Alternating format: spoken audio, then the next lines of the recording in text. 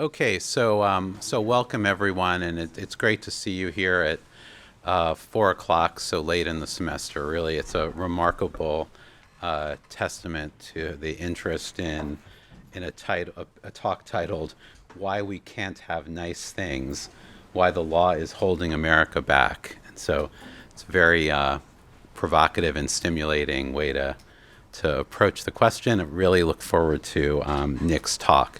So I'm going to introduce all four of the panelists now, so we're not going to interrupt the flow of things. Here's how the event will proceed. Nick is going to talk for 20 to 25 minutes, and then each of the three discussants are going to talk for around 10 minutes or so. Nick is going to have an opportunity to respond to the discussants. The discussants, if they feel like responding to the response, will respond to Nick, and then we'll open it up to questions from the audience. Okay. So with that, let me introduce the panelists. Nick Bagley is the Thomas G. Long Professor of Law at the University of Michigan Law School. He's an expert in administrative law and health law. In 2020 and 2022, he served as special counsel and then chief legal counsel to Michigan Governor Gretchen Whitmer. His academic work has been published widely, including in the Harvard Law Review and the Columbia Law Review, and he contributes frequently to popular outlets, including the New York Times and the Atlantic. Before joining Michigan Law, Bagley was an attorney with the appellate staff in the Civil Division at the U.S. Department of Justice, where he argued a dozen cases before the U.S. Courts of Appeals and acted as a lead counsel in many more. He's a graduate of Yale. I'm not going to talk about everyone's undergraduate, but in this case, I'll make an exception. And he was a clerk for Supreme Court Justice Stevens. Sitting to Nick's right is Amy. Literally no way. Sorry. This makes an L, right? Isn't that right? Okay. So sitting to Nick's right is Amy Kapczynski. She's a professor of law at Yale Law School, faculty co-director of the Law and Political Economy Project, co-founder of the Law and Political Economy blog, and faculty co-director of the Global Health Justice Partnership. Her research focuses on law and political economy and theorizes the failures of legal, logical, and structures that condition contemporary inequality, precarity, and hollowed-out democracy. Before teaching, Kapczynski served as a clerk for Justices O'Connor and Breyer. Next, David Schleicher. David is the Walter E. Meyer Professor of Property and Urban Law at the Yale Law School and an expert in local government law, land use, federalism, state and local finance, and urban development. His work has been published widely in academic journals and popular outlets. He recently released a new book, In a Bad State, Responding to State and Local Fiscal Crises, and has co-authored leading case books about local government and property law. He's a graduate of the Harvard Law School and holds an MS in economics from the LSE. And then last but not least, Stephen Skowronek, my colleague in the Department of Political Science. Professor Skowronek is the Pelatiah Parrott Professor of Political and Social Science at Yale. He is a pioneering scholar in American national institutions and the study of American political development. His publications include The Policy State and American Predicament, 2017 with Karen Oren, Building a New American State, The Expansion of National Administrative Capacities, 1877 to 1920, The Politics Presidents Make, Leadership from John Adams to Bill Clinton, and The Search for American Political Development with Karen Oren in 2004. Among other activities, he was co-founder of the journal Studies in American Political Development, which he edited between 1986 and 2007. So with that, please welcome Nick Bagley.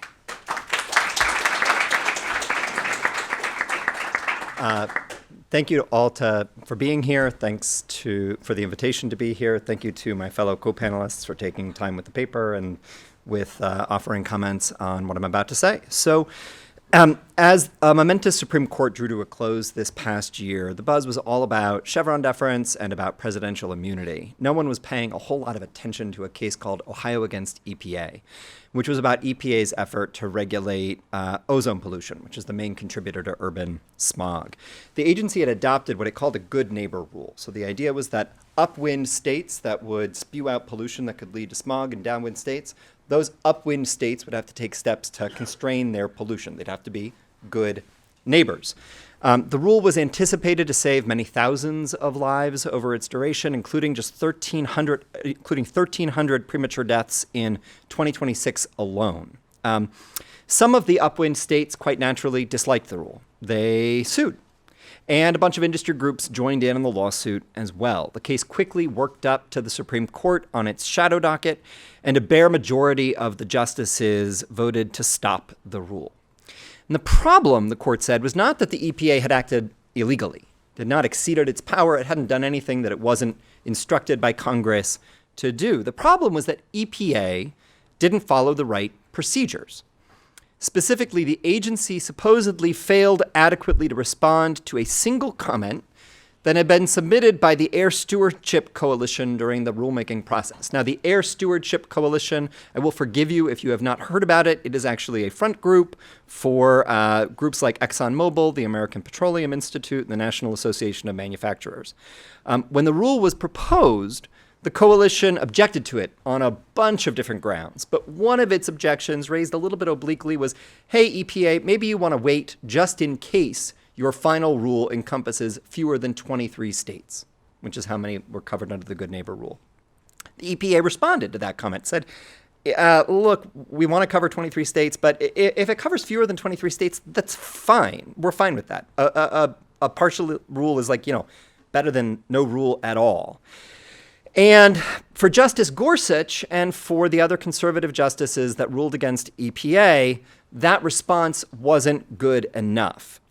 Justice Gorsuch said that the EPA should have responded in greater detail to the comments, should have explained using sort of statistics and all of its vast expertise why it was specifically that a rule that covered fewer than 23 states was still better than no rule at all, and whether maybe it ought to refashion the rule to take into account its more limited coverage. The rule was enjoined. The upwind states could continue being bad neighbors, and public health has already suffered. What's surprising about this whole episode is just that it is not very surprising at all. And I don't say that because Justice Gorsuch went harder on the EPA than he had to, although he definitely did go harder on the EPA than he had to. I say that because it's completely settled law that agencies are supposed to respond to all of the vital comments they receive during a rulemaking process. It is absolutely settled law that a rule should be invalidated if the agency doesn't offer a sufficiently thoughtful response to one of those comments. And the importance of these rules is, of course, an article of faith among Republican jurists who are skeptical of the administrative state.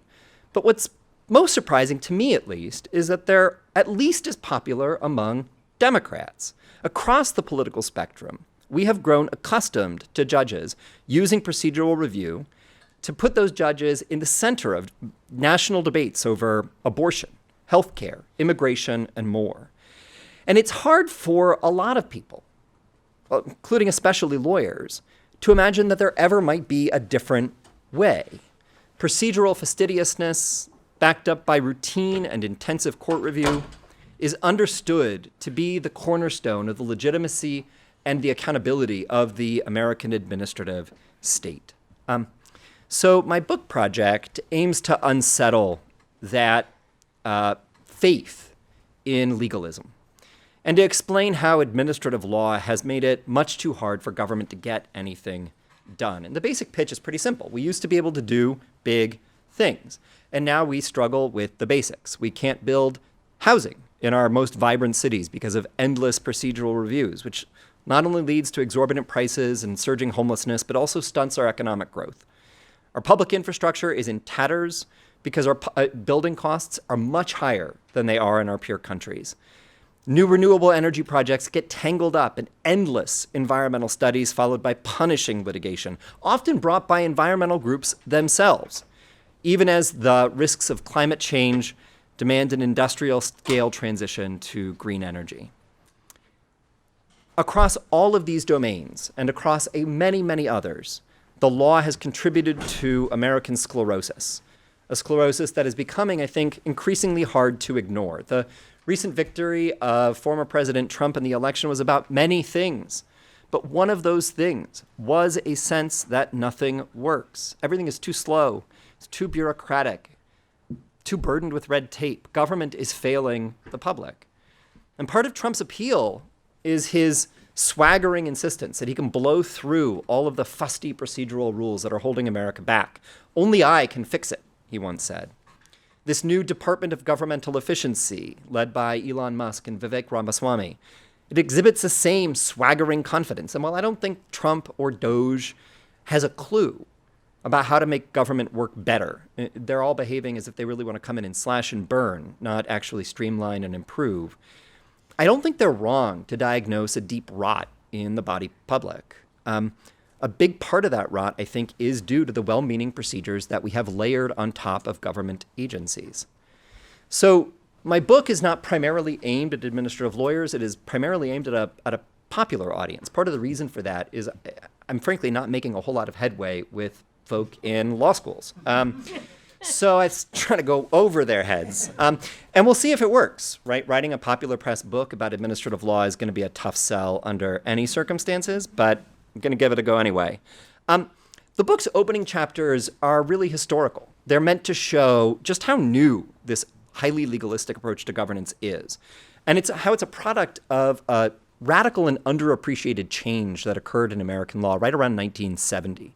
Before that, it turns out the courts were pretty reluctant to meddle in the day-to-day administration of the laws.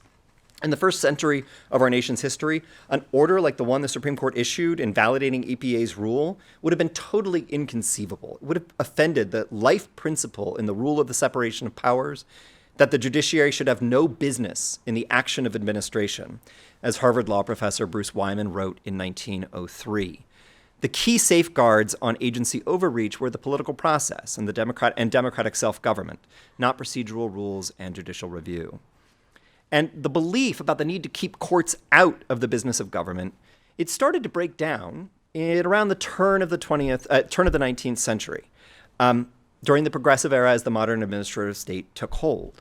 But that sort of newly legalistic approach took hold slowly and only fitfully. It wasn't until the very first decades of the 20th century that something resembling modern arbitrariness review, the review that courts undertake where they ask if what an agency has done is reasonable, it was really only in those early decades of the 20th century that something like that started to take shape. And it wasn't until 1946 that the Administrative Procedure Act confirmed that procedural rules and judicial review would play an ongoing role in controlling federal agencies and holding them accountable. But then the procedures were really, really thin and judicial review extremely limited. It wasn't until a major change in about 1970 that a procedurally bound and highly legalistic approach to American governance was stitched into American law. And to understand why it happened, you have to kind of put yourself back in the era. Post-war faith in the government's ability to genuinely represent the public interest had taken a very serious beating. Jim Crow gave the lie to America's promise of liberty and freedom. The rise of the civil rights movement gave rise to a new sort of rights consciousness.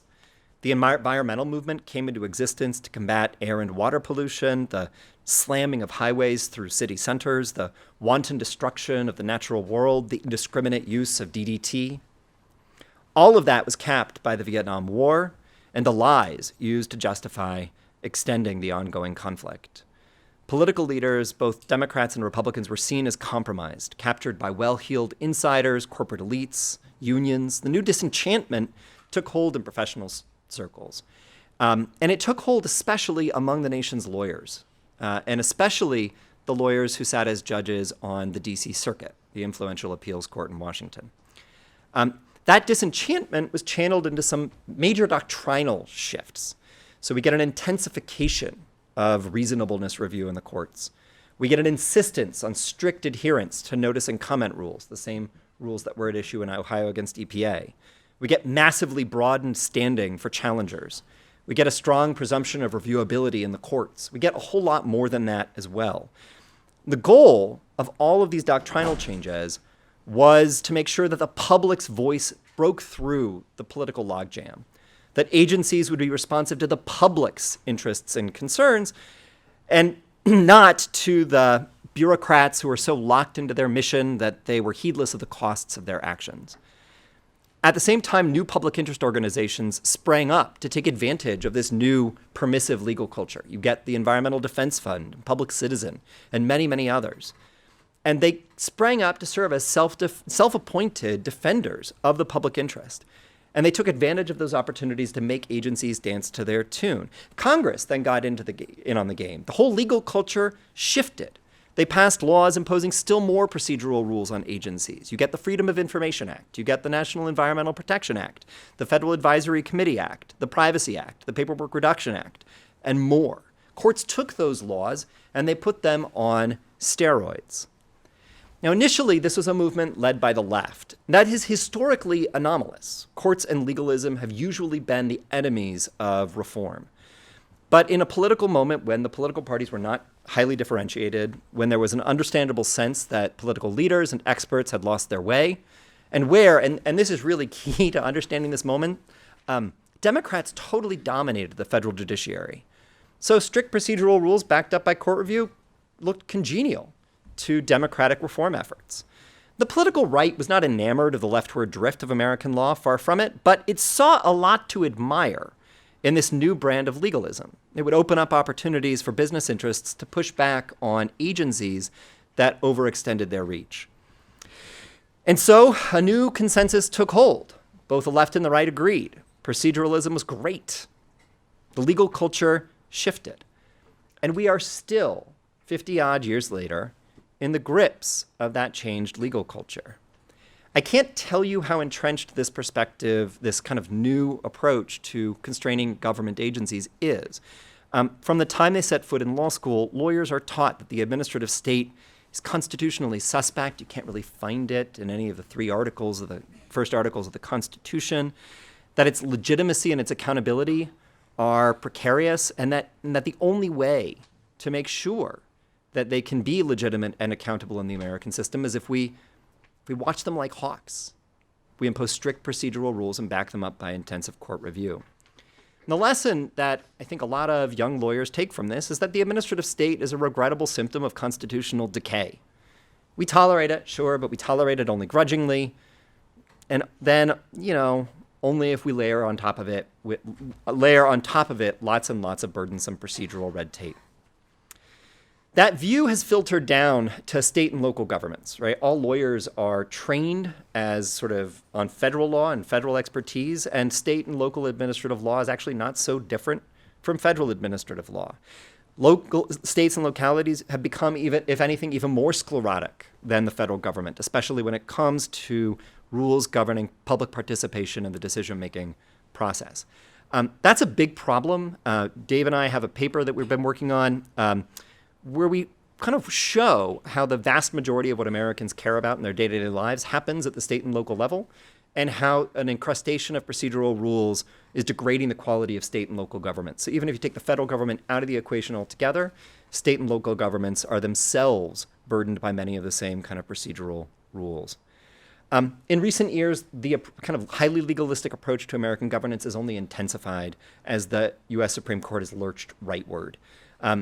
The conservative legal movement really likes this approach to overseeing administrative agencies. And so we see the political reinvigoration, the potential reinvigoration of the non-delegation doctrine. We see strict application of rules around appointment, the rise of the major questions doctrine, the demise of Chevron deference, the increased stringency of reasonableness review, and the ardent policing of rules about notice and comment rulemaking, again, which were at issue in Ohio against EPA. If adversarial legalism was prominent before, it is absolutely ascendant today. My goal in the book is to show concretely how these changes in American law are wreaking really bad consequences on the ground today, how they've made it really hard to get anything done. So part of it's history, and then part of it is an exploration of the actual on-the-ground reality. The central chapters will focus on infrastructure, renewable energy, and housing. These are all domains where we've made it very hard to get things done in the physical world, and where I think there's at least broad consensus, albeit not universal consensus, that these are important priorities that we need to be doubling down on. I'll offer one example of sort of the modern sort of application of these procedural rules drawn from my own experience working in Governor Whitmer's office. Line 5. So if you're not from Michigan, you probably haven't heard about Line 5. God help you if you ever do, because a terrible thing happened. Back in 1953, over the course of a couple months over the summer, an oil company built a pipeline that ran on the bottomlands of the Straits of Mackinac. That's the portion of water around the Great Lakes that separates the Upper Peninsula from the Lower Peninsula. It's a beautiful part of the state. Every day, the pipeline moves about 500,000 barrels of oil from the tar sands of Canada to refineries in Michigan and Ontario. And in recent decades, it's become increasingly clear that the pipeline is an environmental catastrophe waiting to happen. If it were to rupture, a spill would befoul about 400 miles of shoreline, would destroy fisheries, require $1.9 billion in cleanup costs. And the risks were really brought home when, on Easter in 2018, a barge moved out of the locks through the locks at Sault Ste. Marie and passed over the Straits of Mackinac with an anchor trailing on the ground behind it. This is actually not that uncommon a problem. It turns out that barges in the Great Lakes trail anchors behind them inadvertently with some regularity. Who knew? But that was the risk that had been identified well before 2018, the primary risk to the pipeline. And on that day, on Easter Day in 2018, the anchor struck Line 5. Fortunately, it held. It gouged a portion of the line, but it didn't actually hook it and then snap it, which people feared it might. But during the 2018 campaign for governor, which was then heating up, you saw both Gretchen Whitmer and her Republican opponent say, we got to get this pipeline off of the straits. Like, it can't be in the Great Lakes. The then Republican governor, Rick Snyder, inked a deal with the oil company to build a tunnel to house the pipeline underneath the Straits of Mackinac, 5-mile tunnel. The oil company would pay for the entire thing. Governor Whitmer won, of course, in 2018. She took office. One of her very first acts was to remove the easement that allowed the pipeline to stay on the bottom of the Straits of Mackinac. But instead of stopping the oil from flowing, the oil company sued and said, nope, we're not going to stop until there's a court order in place. The litigation that was filed in 2019 is still ongoing. It was tied up in 5 years of procedural wrangling about which court it should have been filed in the first place. In the meantime, Governor Whitmer's administration moved forward with permitting the tunnel. It took a bunch of years, a bunch of comments, a bunch of rounds of internal review. Finally, all of the state-level permits were issued a couple of years ago. But that's not enough to actually break ground. The federal government also has its own round of review. And the U.S. Army Corps of Engineers now needs to do an environmental impact statement on the pipeline. They received 17,000 public comments on their initial scoping documents.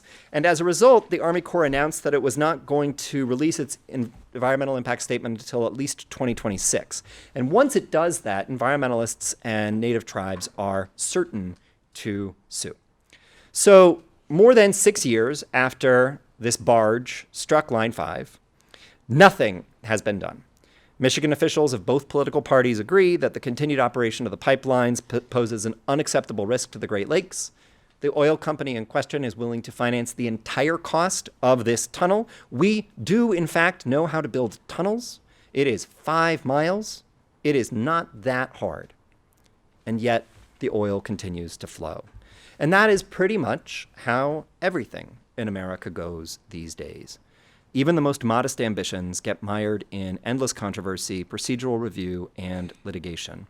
The threats we face this century are profound. They include climate change, a housing shortage, surging China, an advent of artificial general intelligence. We need effective government to meet those challenges, and we do not have it. So in my view, radical reform is necessary. And much of that reform needs to be addressed to the procedural rules that we've imposed for lots of good reasons, but have made it next to impossible to get anything done. So concretely, what does that mean and what does that look like? I've got a laundry list of things that I'd like to see happen. We should end reasonableness review of agency action. We should reserve the courts only the authority to review agency action for illegality. We should clarify that courts can't review compliance with the National Environmental Protection Act. We should transform notice and comment processes to make them less cumbersome and more effective. We should sharply restrict standing to sue. We should end the pre-enforcement review of agency rules. We should create a tight statute of repose for all agency action, so you got to file suit right away or forever hold your peace. We should undo the strong presumption of reviewability. We should radically circumscribe the Freedom of Information Act and the Federal Advisory Committee Act. We should repeal the Paperwork Reduction Act. And we should reform the civil service to encourage agencies to hire the best and the brightest and then to hold them accountable for good performance. Doing most of this, as you can see, will require going through Congress. And even if you checked off every box on my list, there would still be work to be done, not only at the state and local levels, but procedural rules have grown like kudzu over the past 50 years because of a legal culture that is deeply distrustful of politics, of democracy, and of bureaucracy. The broader legal culture needs to change. More generally, we need to revive a strain of thinking that connects the legitimacy of the administrative state not to the number of procedures that it labors under, but its ability to satisfy public aspirations. I admit that is a tough sell in the current political environment. Everyone wants to use procedural rules to hedge against the possibility, the threat, that the other team will do something they dislike the next time that team takes power. But I don't think we can afford to keep ignoring how we've kneecapped the government. It's bad for business, it's bad for the environment, it's bad for American pocketbooks, and we can and should do better. Thank you.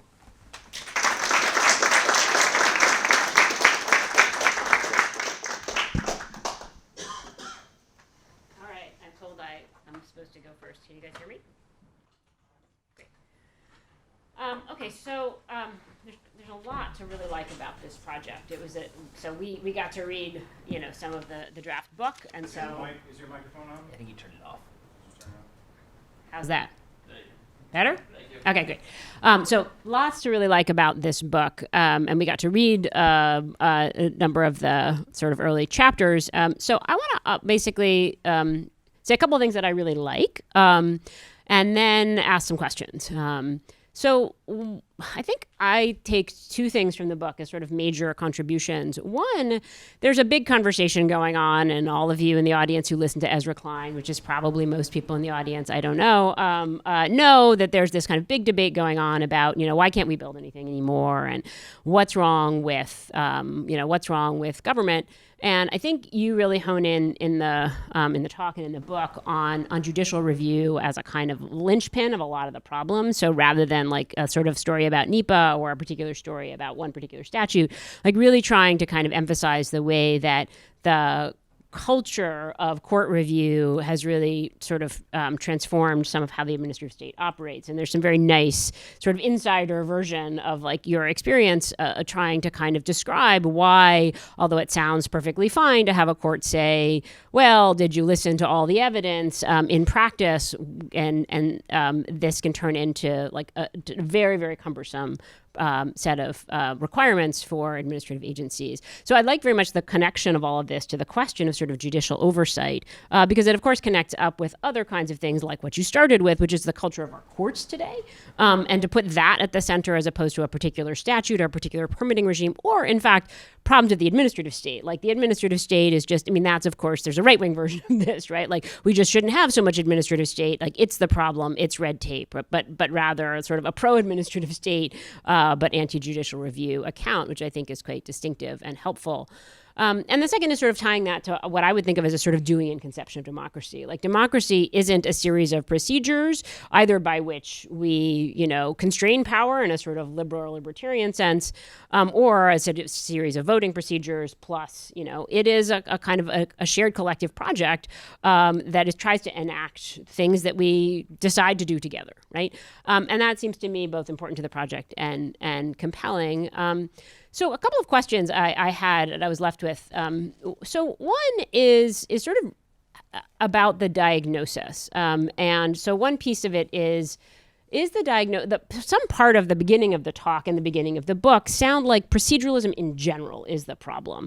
And I wonder if that's really what you mean, or as you sort of describe in the talk and in the book, you're really talking about, a lot of it's about land use and like particular kinds of restrictions on land use, which wouldn't be like all of proceduralism and even all of the rules that constrain the administrative state. Like, I was thinking about DOJ, which I know you've written about recently, and the fact that there's going to be litigation over whether or not this is the kind of thing about which we have a right to understand something about how it works. Is it an advisory committee? Do they have to tell us anything about who gets to come and go? And so, like, that would be something that doesn't affect land use. It is a feature of constraining some of the way power is exercised in the administrative state. Like, good or bad from Nick Bagley's point of view? Is it like all of it has to go? Or is it a more surgical project? And is that project specifically about certain procedures or specifically about certain kinds of activities that we ought to enable because they're at the center? I mean, there's a reason you pick these three things, right? I think they're central to your sort of more Deweyan conception of what our problems are now. So that's a kind of question. A sub-question there, I guess, is also like, do you need to talk about court reform? Because if you don't, I mean, some of the things on your agenda, like, let's get rid of the scrutiny of the administrative state, like Gorsuch, like, you're not going to get that from this Supreme Court. And so, like, how far do you need to go to start in terms of the solutions that you propose? So the second thing that I wanted to ask about is a lot of the project is about what we need to get rid of. Right.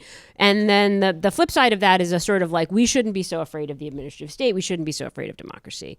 But part of the book, and you didn't emphasize it so much in the talk, like, talks about some of the devastating history of what we've built when we decided to just build, baby. Right. Like, and so, we live in New Haven where, communities were totally, and which communities they were. You talk about it in your book. Like, it's Black and brown communities, poor communities that, like, they just get railroaded. I mean, they didn't get railroaded here. They got bulldozed because that's where 34 went, right? It went through the poor communities. And you talk about Overton Park and the sort of, and I think it's a wonderful and a really important point that the proceduralism that was in some ways intended by people like Thurgood Marshall to stop that didn't stop that, even in the canonical Overton Park case, where in fact it didn't actually change that process. And I think this has been part of the reason people have turned on proceduralism, is the sense that actually the privileged do really well with proceduralism, and yet that speaks to a problem, right? And so part of what I would love to hear more about and see more about in the book is like, what else do you do? Because the sort of just like, well, let's just let democracy do its thing and trust the administrative state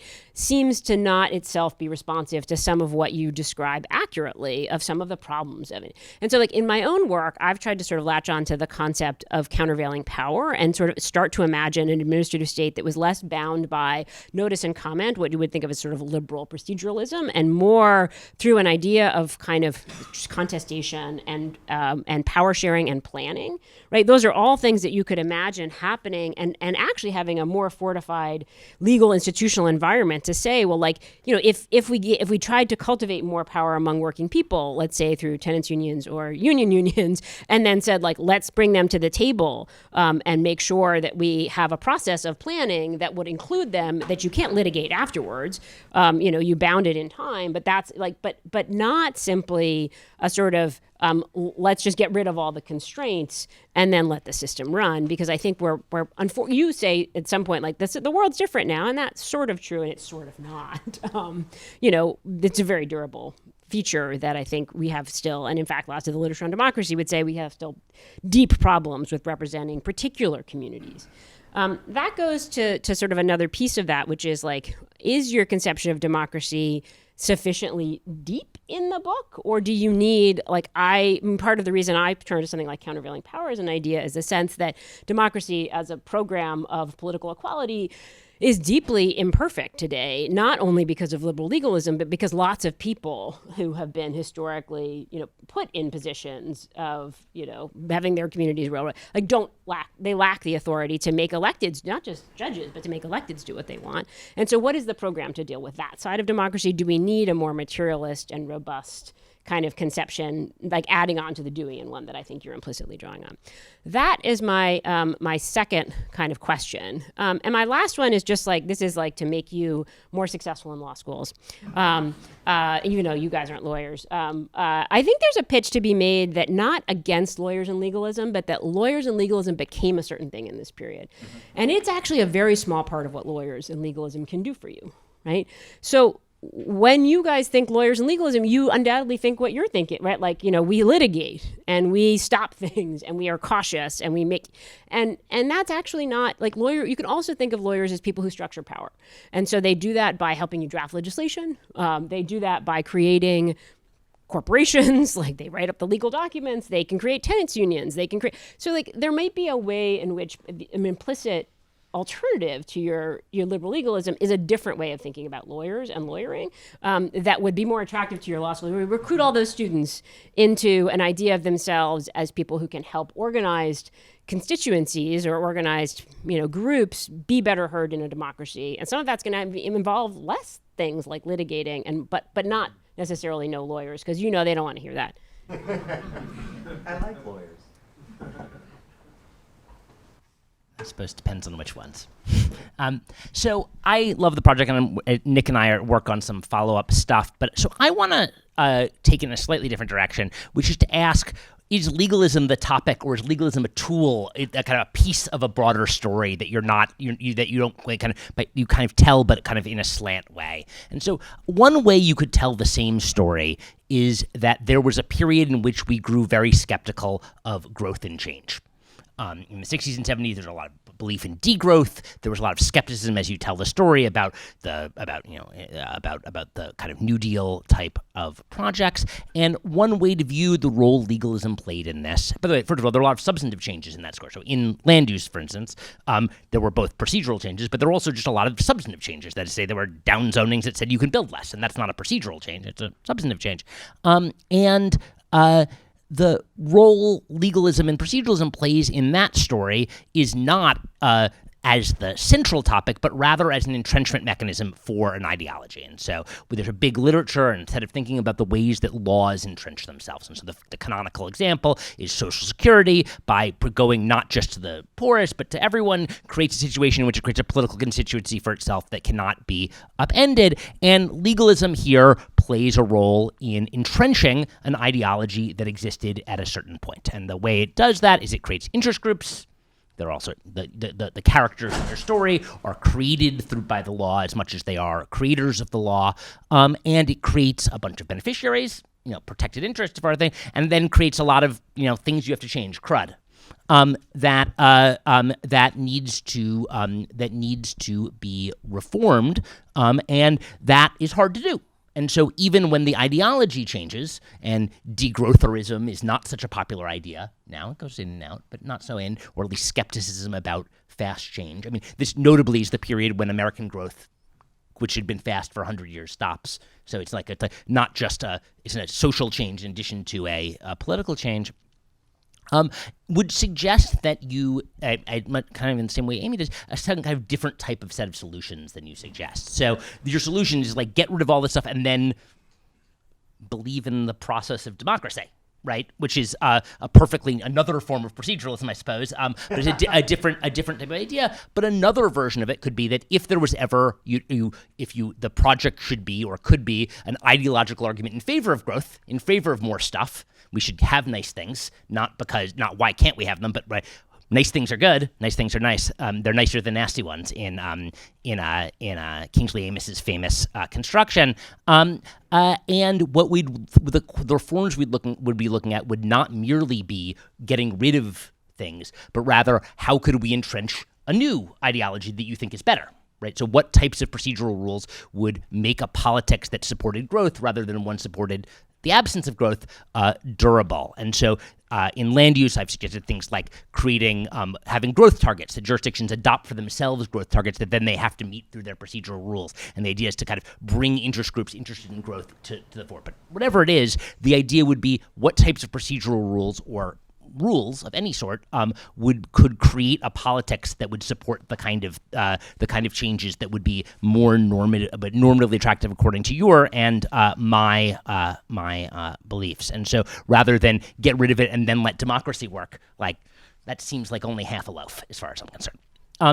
The last thing I want to say really quickly is how different your story is from another story that gets told about exactly the same period. So one story that gets told about the 70s and 80s is that this is the period of the neoliberal turn. And you are telling a story that has some of the same elements, so about disciplining government, but it doesn't have lots of the other stories, like the use of market mechanisms in government.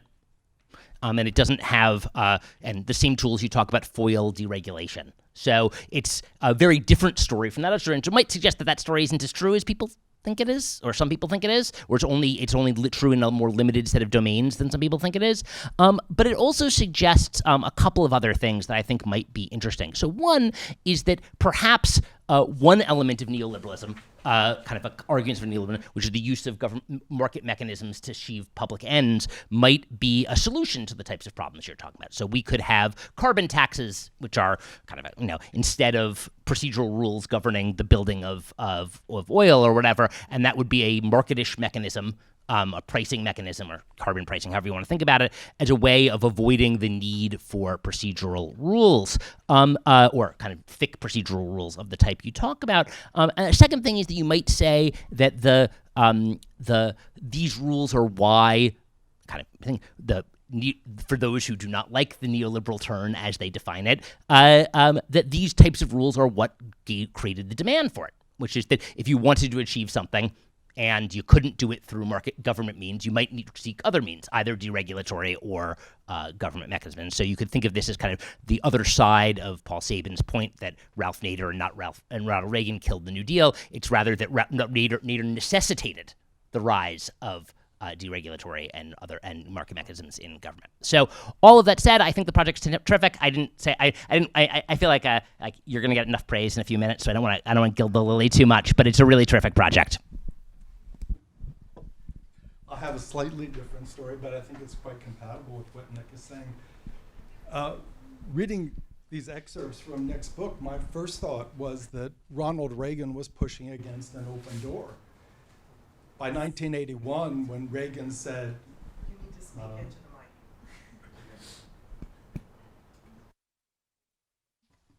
Is that better? Yes, that's right. When Ronald Reagan in 1981 told us that government is not the solution to our problems, that government is the problem, a critique of government problem solving from the left was already a decade old.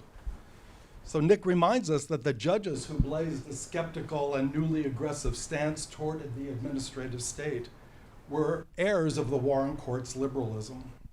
The court's determination to take a hard look at the work of the government agencies signaled an end to the indulgent posture of the post-war years. From that pivot in the 1970s, American government moved steadily into a very different formation.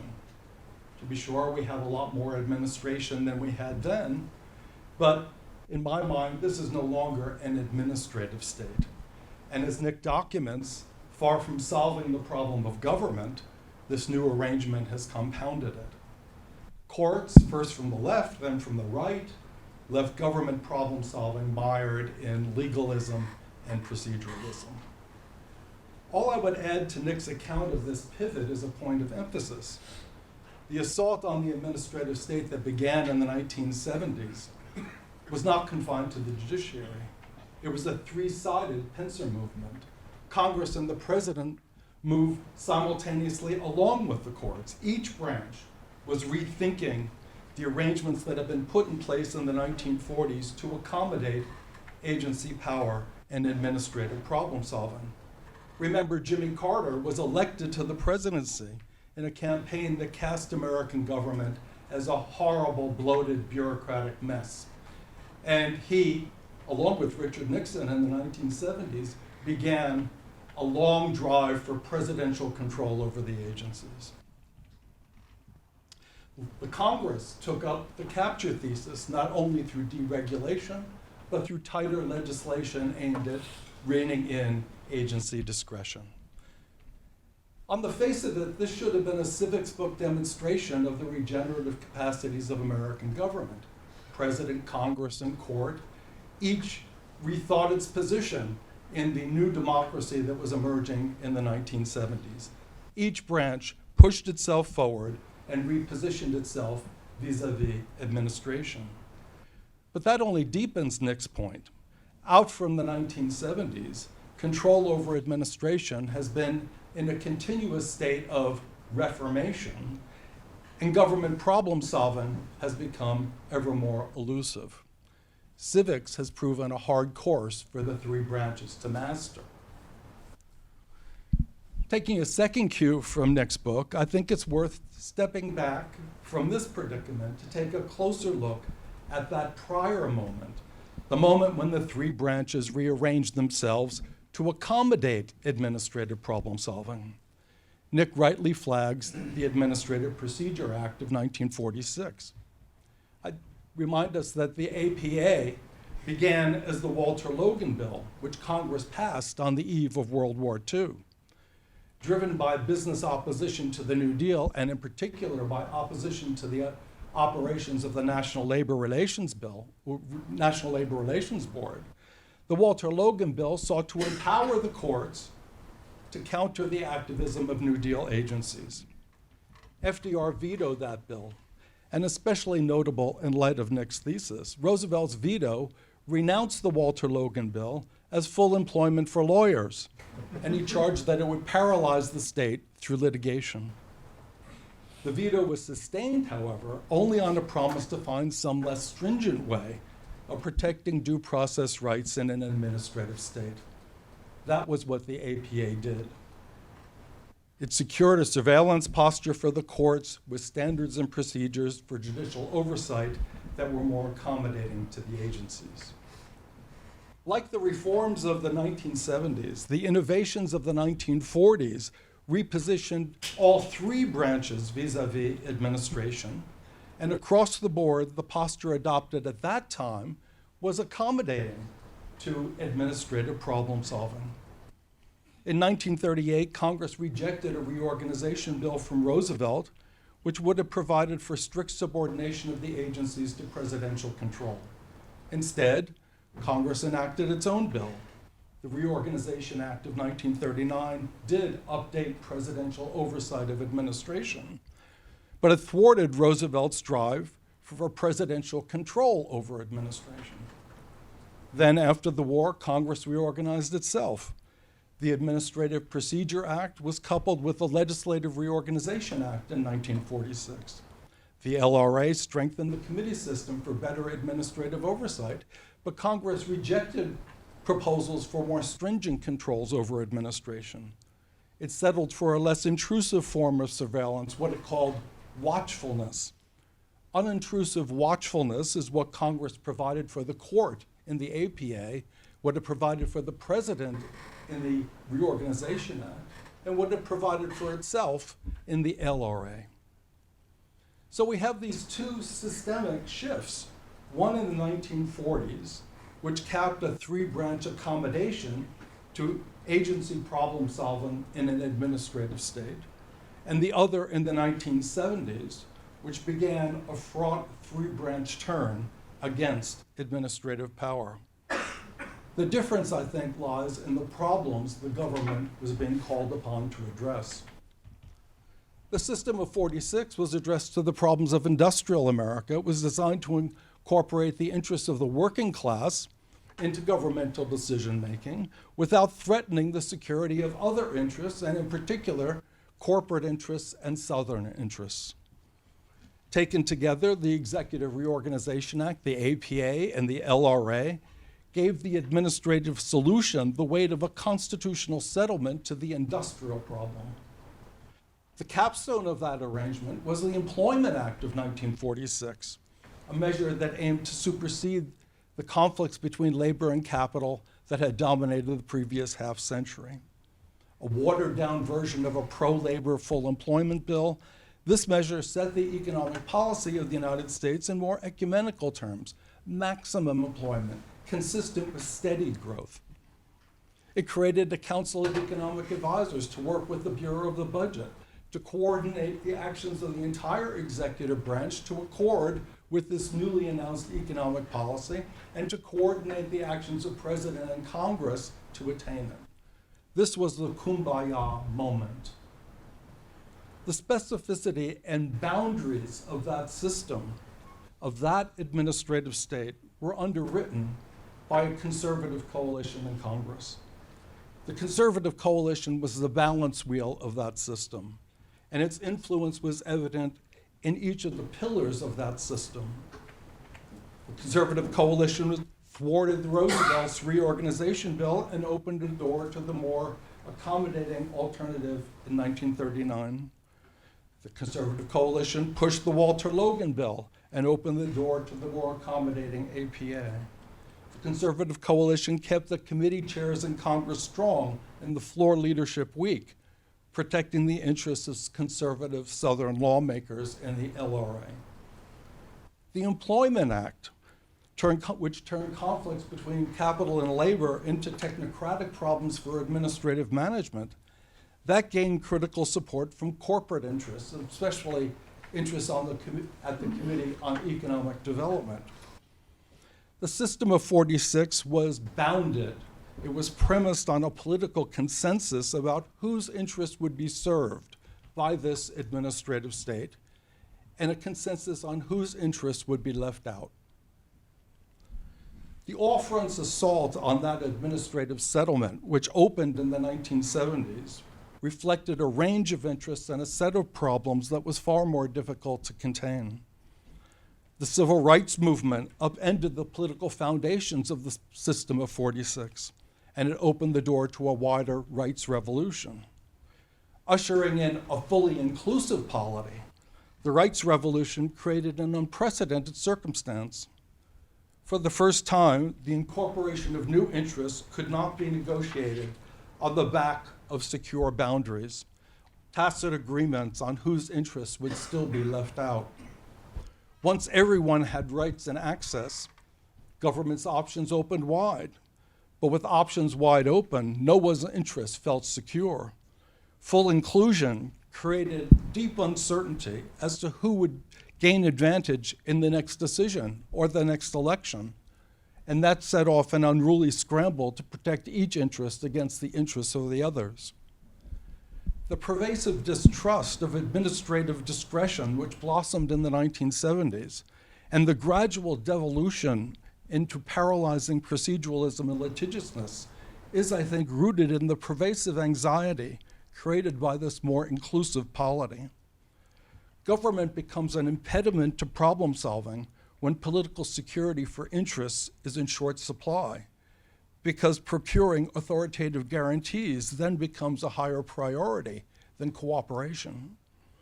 All the interests of the 1970s demanded a more aggressive stance from the constitutional branches, and in doing so, they drew out the most dubious features of our constitutional design.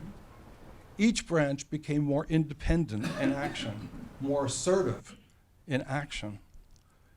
The division of labor among the branches all but broke down as each intruded more directly and routinely into the work of the others. I think that this more inclusive, unbound polity is what lies at the heart of the world that Nick is describing. The more intense scramble for security in this new democracy tended to squeeze out substantive problem solving. The democratization of the Constitution made it all but impossible to recapture some baseline political agreement on how to solve problems. The new state was handicapped in solving problems because it was no longer able to reach a working consensus as to what the most pressing problems were. Thank you. Okay, fantastic. So I'm looking at the clock. These were amazing, Nick, and the comments were incredible. Okay, so we've got it's 4:55, so we've got about 35 minutes. I want to make sure there's time for questions from the audience. Nick, do you want to briefly respond to the discussants, and then we can move on to questions? Sure. The most important thing I want to do is just thank you all for reading it so carefully and offering such incisive comments. I can't pretend to have internalized all of them or to be able to respond on the fly, but I will try. So you asking me about whether it's, is this really a story about land use and less about sort of proceduralism writ large? And you focus on the fact that I'm concentrating a lot of my storytelling around building in the physical world. And I've done that for two reasons. The story is much broader, but those are the stories that I want to tell because I want to get out of the kind of tired debates that I think administrative lawyers have put themselves into. So whenever you read anything about administrative law, the kind of core sort of example people have in their mind is environmental law. Sometimes it's labor law, but it ends up becoming a partisan fight almost right out of the gate because people understand the stakes of procedural rules. They understand what side they're on, who they support, why they support it. And I think both sides have suffered as a result of thinking about the law through that lens. What I want to do is take a step back and say, here's an area of, again, not universal consensus, but broad consensus. We all think that we probably should be building more infrastructure, building more housing, moving to renewable energy. If you're not sold on those, I'm not going to sell you on those. But if we agree about that, then it's kind of a problem that the procedural rules we've adopted have thwarted those efforts so consistently. And if that's true, it has implications for other domains of administrative law as well. And I draw those out elsewhere in the book. But really, those are my key examples. But I would say it's not just about land use. Do I need to talk about court reform? I'm a little more optimistic than I think most folk are about if Congress were to create new rules for the Supreme Court to abide by in its review of agency rules, that it would basically abide by them. I don't think they are a lawless institution. I think they are an institution that has not been, given a whole lot of instructions along this line for a long time. But if they were told to back off, I think they mostly would. I could be wrong about that, but I think they would. That's my bet, at least. The last point that I think you made that I want to respond to is about, because I think this is a deep problem with the project, or at least a deep objection with the project, is there's a concern that if you just let democracy rip, it's going to fall hardest on the heads of the most disadvantaged among us. And is there a way to hedge against that risk that's not proceduralism? And I'm all for it, in the sense that if there is a way that we can still reach decisions, not consensus, because democracy is not about I think we have this idea, at least on the left, that democracy is about reaching some sort of consensus. It's not. It's a procedure for resolving disagreement, often deep disagreement. And if that's true, we need to just be aware that we're going to disagree a lot, and that's okay.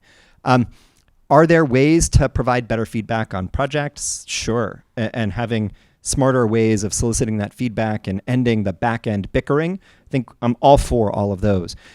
When I hear claims about I want to create tenants unions or I want to think about countervailing power, I often get a little nervous. And I get a little nervous because I think we've seen this play before. And it was when the public interest organization sprang up and said, we represent the public interest. And I think, do you?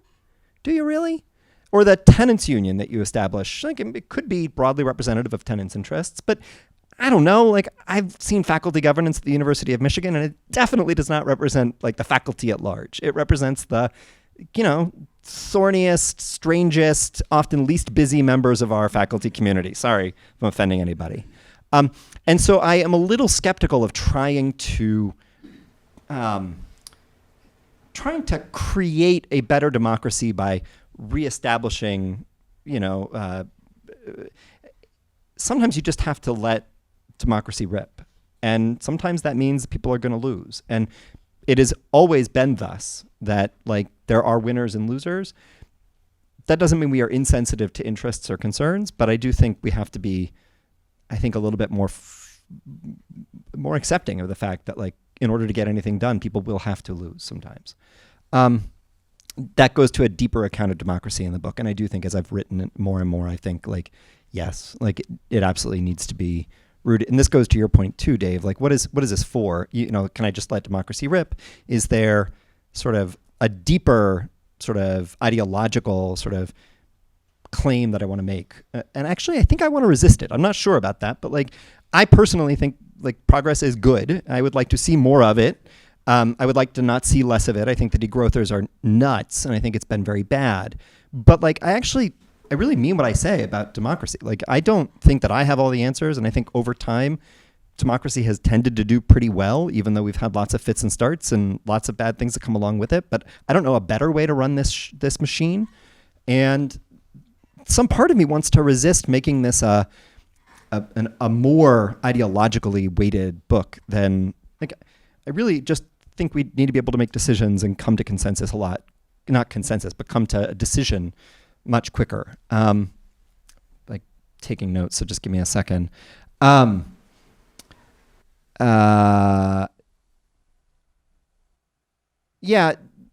I think that gets at most of what you said. So I'll leave it at that. Steve, as for your kind of broader reframing, I think I couldn't agree more. And I think one of the challenges of telling a story through law is that you miss a whole lot of the other institutional settlements. So I've tried doing a bunch of that to pull out to sort of try to frame this in the kind of broader historical sweep, especially of the 20th century. But the fact is, I am focusing on a particular set of institutions, not at the expense of anything else, but I think losing some of that broader story that you're telling. I'd like to bring more of that in. I especially like the move of thinking that the post-1946 era was, in a way, kind of cartelizing who got to participate in the decision-making processes and fencing a lot of people out. And if you've done that, then the pressure is going to build to make sure the have-nots have a voice. And then once you do that, but you don't have a system that can easily resolve the multifarious disputes from so many people making so many different claims on government, that actually it's almost a defense mechanism for the government to say, okay, we'll disable ourselves so as to just sort of hunker down and make as few people mad at us at any given moment as possible.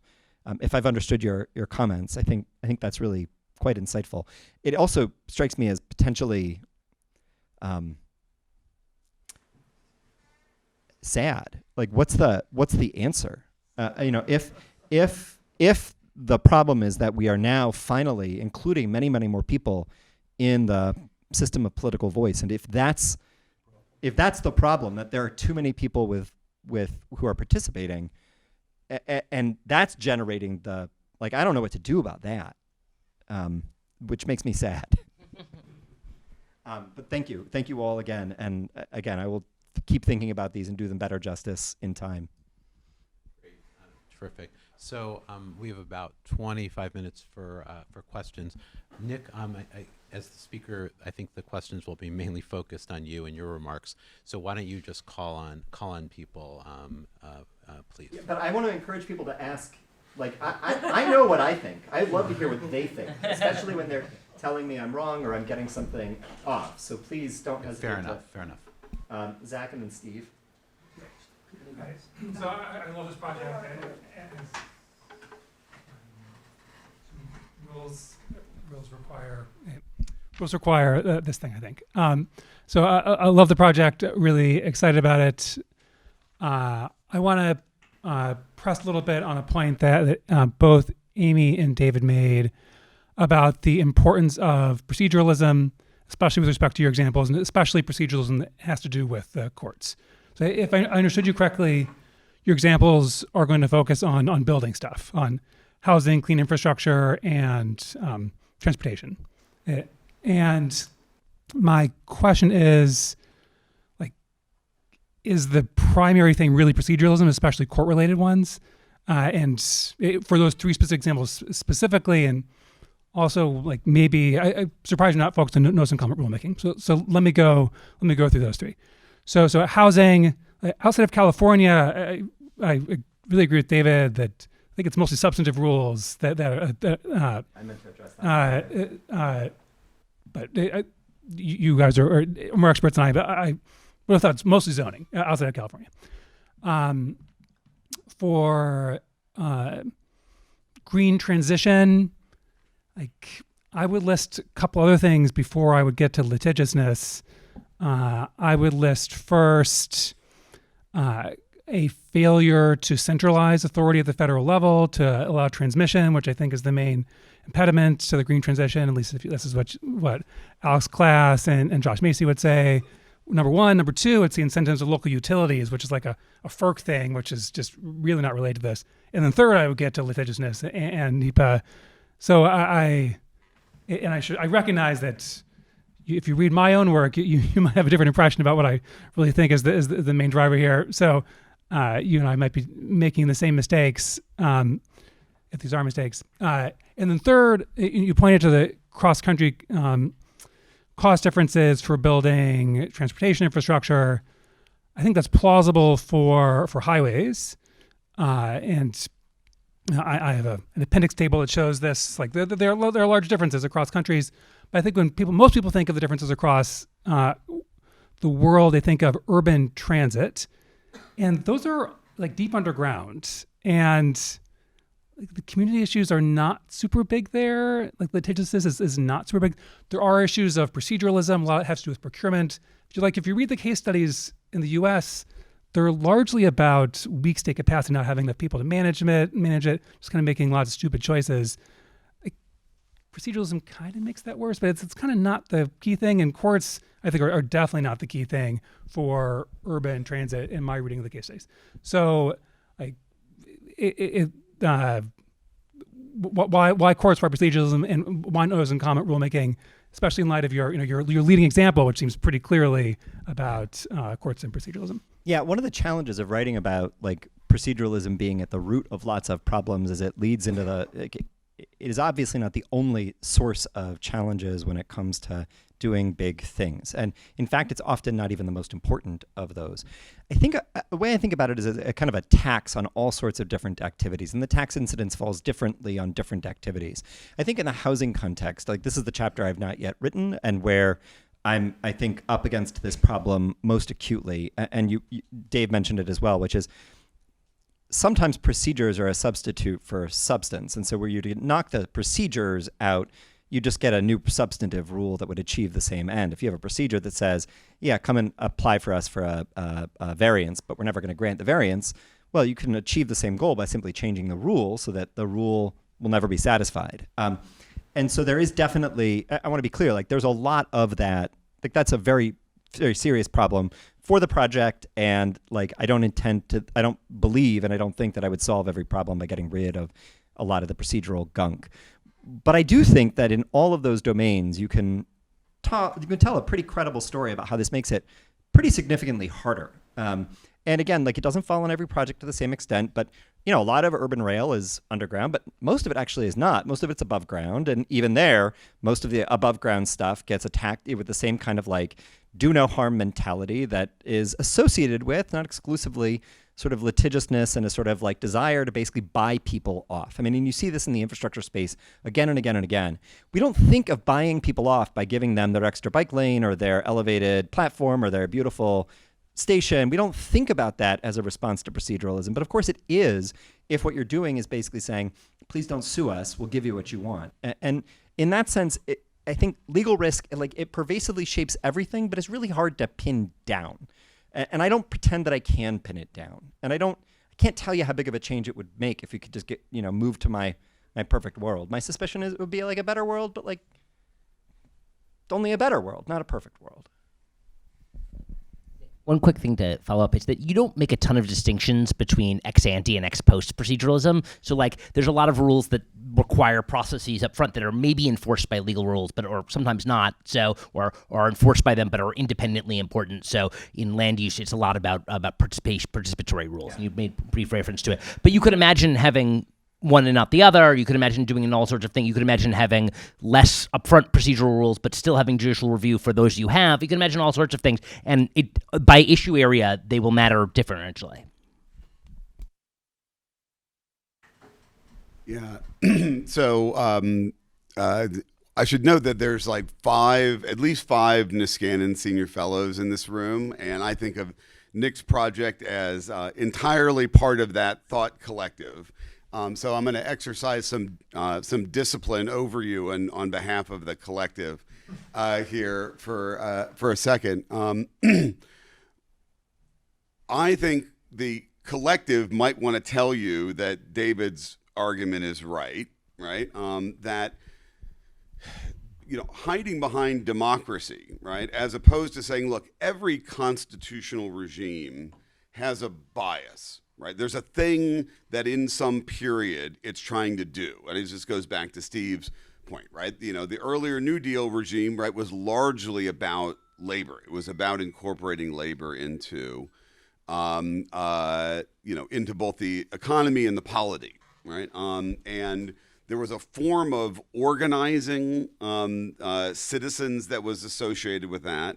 There was a form of law that was associated with that. And then there was a regime principle, right? The regime that comes after it, the regime you're describing that's coming out of the 70s, has a different one, has a different form of organization, right? Which I would call a kind of BS special interest, right? Where there's lots of people making advocacy claims for groups that they themselves have not organized, right? And a kind of etiquette where nobody actually challenges their claim, right? We just assume that it's okay that they went and said that they were speaking for a group that they themselves didn't actually have a representative claim to organize. And I think one question is, for the period that I think you're pointing toward, right?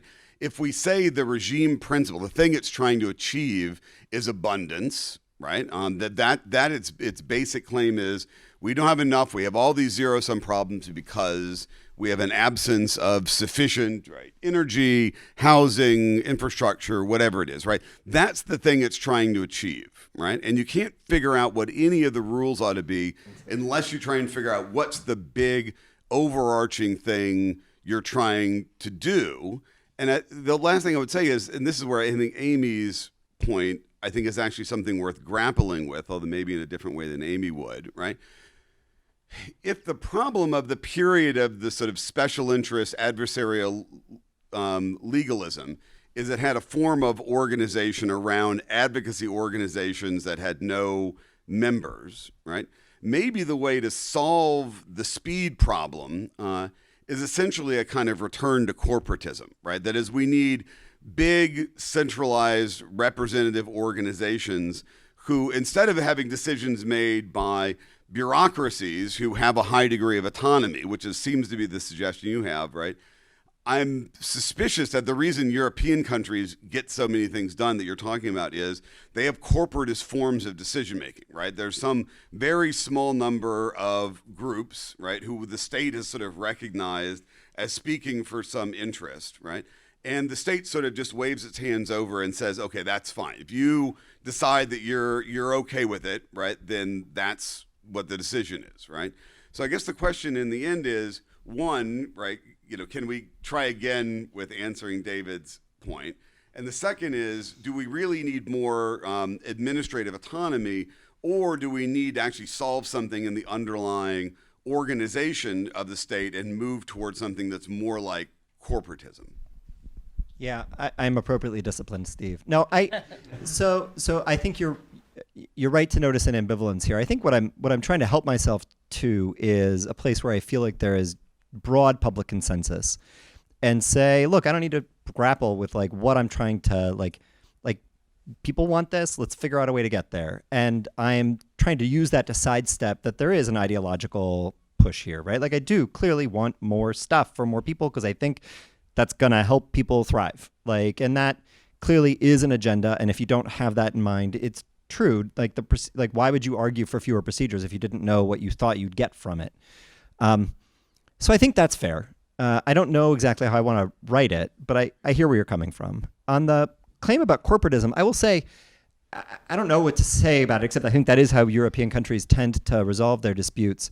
I will say at the state level, it kind of looks like corporatism to a larger extent than at the federal level, because there are fewer, self-appointed interest groups. There's less public agitation.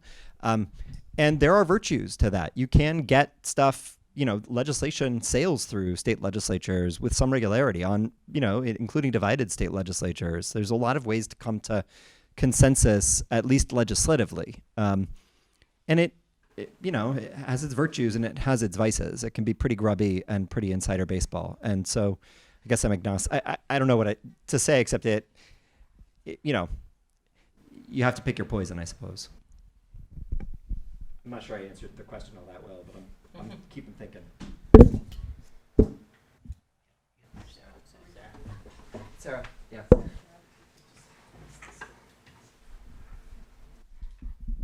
Thanks. So I really enjoyed reading your excerpt, and I'm not a lawyer. So, and I also have this big question of what exactly happened in the 1970s. It's fascinating. But I think the specific question I want to ask is about what the connection is between the kinds of examples you're writing about and the APA and the federal courts and what's going on in state and local government. Because so much of the infrastructure, housing, this is state and local, but most of your accounts are about what's happening at the federal level. So help bridge that gap for me. Yeah, it's a really good question. And I think before I worked in the state of Michigan, I would have struggled with the answer. But I think it's actually pretty straightforward, is that when you think about like state and federal law, they're going to be from different sources. They're going to look a little bit different. You're going to think like, oh, maybe I'm in a different foreign country here and I don't know the way anything works. And it turns out not to be that way at all. And the reason is simple. Like all lawyers get taught federal administrative law and then they go into the states, and when they're responsible for state and local government, they put into action the administrative law that they all learned at their law schools. That doesn't mean it doesn't vary at all between states. It does vary between states, but it's actually pretty similar in broad strokes. Every state has their own Administrative Procedure Act. A lot of localities have something similar. A lot of the rules that govern, say, advisory committees are the same, or at least readily translate between states. There's state FOIAs. Like, if you think about it as looking pretty similar, and then translated into the state and local level, you wouldn't be so far off. Now, that's not to say that the political dynamics and arrangements on the ground are the same, right? State Supreme Courts are mostly elected, right? That creates sort of, means that the state Supreme Courts are going to be less of a problem in a deep red or a deep blue state where all three branches of the government are on the same political team. There's not going to be the same kind of partisan jockeying that we can see in the federal courts. So it's not like it's identical, but there's a lot of similarities. The other thing I'd say is just the way that procedural rules work, they tend to favor organized interests, and they tend to disfavor sort of a diffuse public that's sort of loosely attached to the political system. And it turns out that problem is worse at the state and local level than it is at the federal level, which means that the procedures that we've put in place tend to be most readily, even more readily, accessible to entrenched interest groups at the state and local level. And so I think some of the patterns that I see at the federal level are actually worse at the state and local level. Can I ask one follow-up? Sure. It's really quick. So do you think that this stuff was initiated sort of in these examples and then like trickled down over time? How did that happen, do you think? Yeah, it's part of, I think, a broader shift in the legal culture. I mean, this goes to Stephen's point. Like, it wasn't like the D.C. Circuit did this and then somebody was like, I want that, and I want that, and I want that. And it was like a learning process directly one-to-one. It was a shift in the legal culture that they both helped to create and then kind of took hold and took fire across a lot of different institutions all at once. So I don't think it needed to be like a direct learning process. It was kind of part of the water everybody was swimming in. And then for the last 50 years, we've been swimming in it. So there's nobody anymore who practices law from before this era. Like, this is just the furniture now. I'd encourage you when you do that to kind of reference the work on structural isomorphism. I don't think, for a popular book, I don't suggest writing structural isomorphism ever, but people copy each other all the time, basically. And there's just a huge, that every country has an army and navy and air force, including countries that don't have bodies of water or airplanes. And similarly, you see some of this from the federal, state, and local. So. Oh, I'm sorry, I need to call. Dan. And then we'll kind of work our way up. And we'll be fast. Oh my. New York City subway costs to construct a new mile of subway cost something like 6 times as much as they do in Paris, in France. And I think there's some strange dynamic where if something is only twice as expensive, that's a tragedy. Whereas if it's 6 times as expensive, that's just a statistic, and we can't even. It's kind of unimaginable and absurd and ludicrous to even think about these things anymore. I appreciate your idea that proceduralism is a major tax. I think it is, speaking from trying to write a popular book, becomes really difficult to attribute exactly how much of the 6x delta we can really give to proceduralism. And if we're writing a book that has something like the title of Why We Can't Have Nice Things, this is where I would encourage you to lean more into, writing more of the popular book and to, think about how do we really get to the nice things beyond the proceduralism? Do we embrace democracy in a much more full way? Is there something we have to say about the particularities of New York, the particularities of building over there? Is there something that we have to do to really imagine a different future? Because when I hear that you're writing for administrative lawyers, most of your solutions have to do with acts in Congress, but how do we actually excite the public imagination here? That's the suggestion that I have.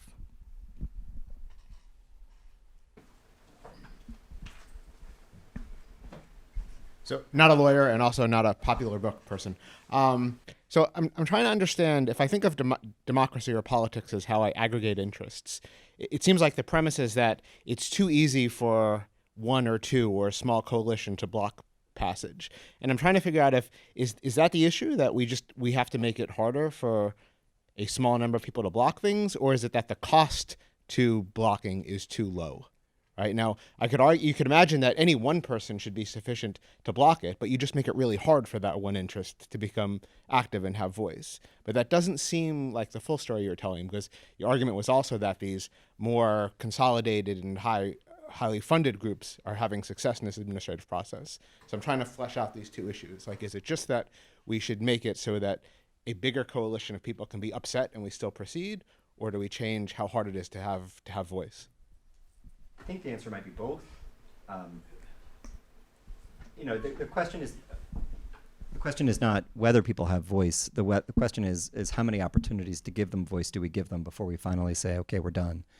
And the political process is supposed to, like you said, aggregate interests. It doesn't always do so perfectly. You definitely want participation, at least in the front end in projects, because you get good information.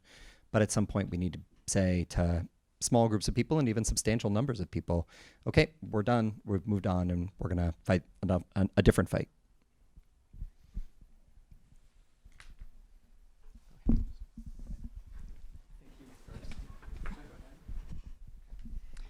Hi, I wanted to ask, I'm with the Paul Tsai China Center here, so I'm working with the surging China that you mentioned before. And what's so interesting to me, I keep asking, aren't there some things that do need to be blocked? And how are we going to choose which they are, and how are we going to make that happen? And my example is China. They've looked to the US to build out their administrative state. They have notice and comment rulemaking. They have notice and comment lawmaking. They have a FOIA. But it operates differently, right? And so there's no judicial review. So that's one thing they've cut out, which means you don't write preambles and you don't get into all this kind of stuff too. But we don't want to end up like China, right? So my struggle thinking about this, because the Chinese administrative scholars are in a state of shock now, watching the unraveling of this great American administrative state that they've been studying and learning from, all these years, and trying to figure out what's going to happen for them too. So I guess I'm still trying to figure out where, you want to dismantle some stuff, but what are we left with? How is this going to work? I think of this as a dial that you can turn down, and if China is at 1 on the dial and we're at 9 or 10 on the dial, there's a whole lot of room in between. And I don't think we're likely in a big fractious democratic society to get to a point where you can have the swiftness and disregard of public feedback and attention that you can in China. Like I think the thing I worry about is that we're only going to turn it down to an 8, and we're not really going to make it. I don't really worry that we're ever going to turn it down to 2. Are we going to get Robert Moses again? I think that's pretty unlikely. If that were a much more meaningful risk, I would have many more concerns. But I think think we're very far from that. So you want to speak beyond the law schools? I have to ask the opposite of Amy's last question, which is, are you sure it's the law and not the lawyers?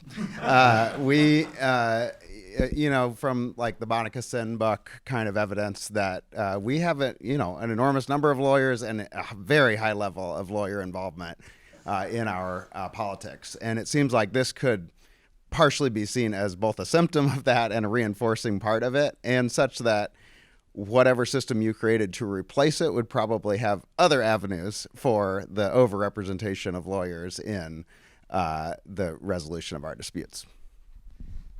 Probably.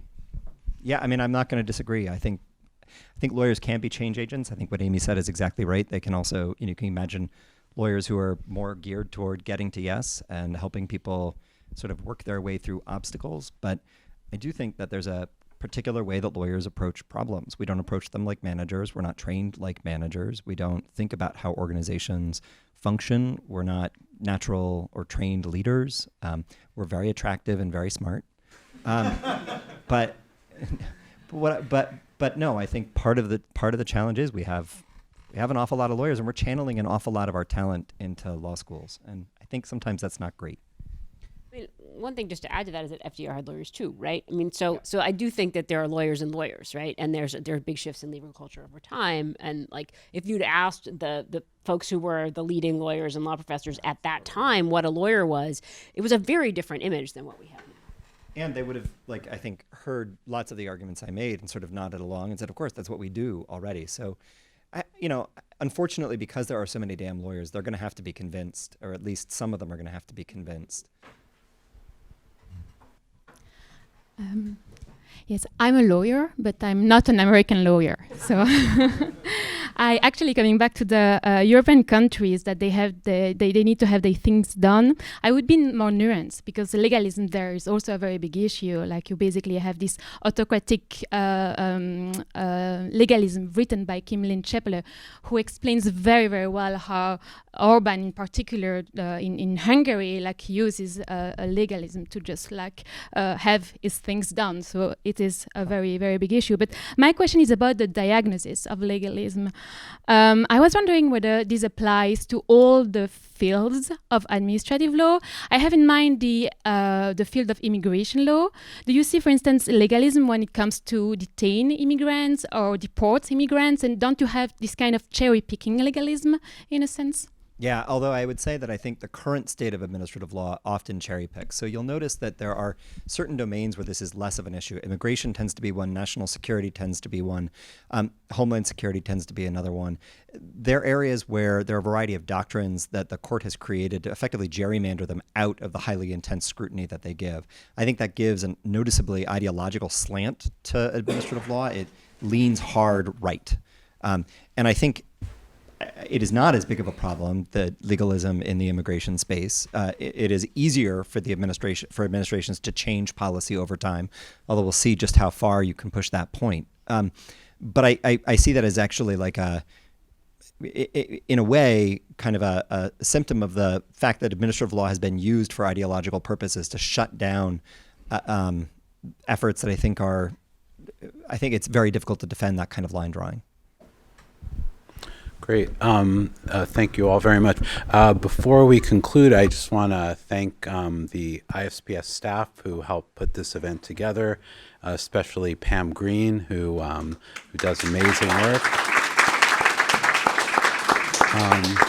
And then, of course, I'd like to thank Nick and all of the panelists for their incredibly thoughtful comments, and look forward to reading the final version of your book. Thank you, everybody.